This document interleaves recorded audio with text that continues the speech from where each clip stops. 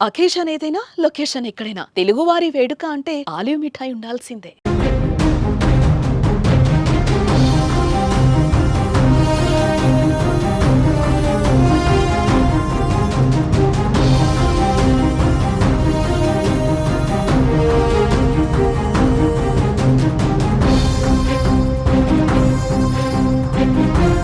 Operation Sindoor success ను జీర్ణించుకోలేని దాయాది పాక్ భారత్ ను దొంగ దెబ్బ కొట్టాలని చూస్తోంది.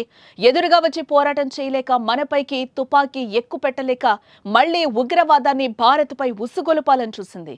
కానీ భారత్ ఆర్మీ అలర్ట్ గా ఉండడంతో 7 ఉగ్రవాదులు హతమయ్యారు.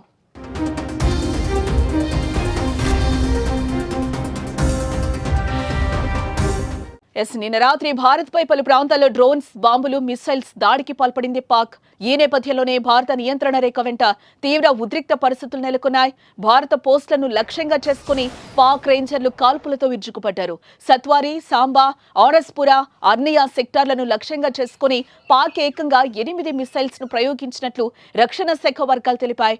దీంతో అప్రమత్తమైన భద్రతా దళాలు వాటిని యాంటీ మిస్సైల్ సిస్టమ్ టెక్నాలజీని ఉపయోగించి గాల్లోనే ధ్వంసం చేశాయి. ఈ నేపథ్యంలోనే తెల్లవారుజామున జమ్మూ కశ్మీర్లోని సాంబా జిల్లాలో భారత్లోకి అక్రమంగా చొరబడేందుకు ఉగ్రవాదులు ప్రయత్నించారు.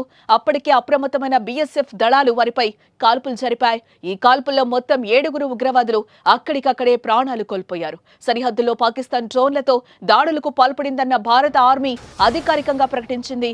జమ్మూ కశ్మీర్ నియంత్రణ రేఖ వెంబడి కాల్పుల విరమణ ఉల్లంఘించిందని పాక్ మిస్సైల్స్, డ్రోన్లను భారత ఆర్మీ ధ్వంసం చేసినట్లుగా ట్విట్టర్ వేదికగా క్లారిటీ ఇచ్చారు.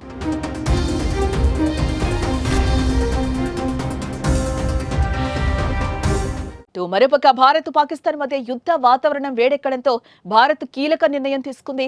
ఇప్పటికే భారత్ సరిహద్దు ప్రాంతాలైన జమ్మూ, పంజాబ్, రాజస్థాన్లలో హై అలర్ట్ ప్రకటించింది.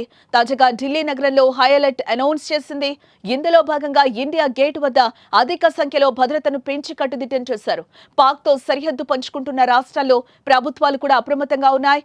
రాజస్థాన్లో 1037 కిలోమీటర్ల మేరకు ఉన్న పాక్ సరిహద్దును సీల్ చేశారు. ఎవరైనా సరిహద్దుల వద్ద అనుమానాస్పదంగా వ్యవహరిస్తే కాల్చివేసేలా ఉత్తర్వులు జారీ చేశారు. ఇక భారత వాయుసేన కూడా పూర్తి అప్రమత్తమైంది.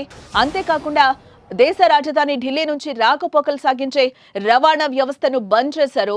రైళ్లు, విమానాలు సహా మరిన్ని వాహనాలను నిలిపివేశారు. ఇందులో భాగంగా ఢిల్లీ నుంచి జమ్మూ వెళ్లే రైళ్లన్నింటినీ బంద్ చేశారు.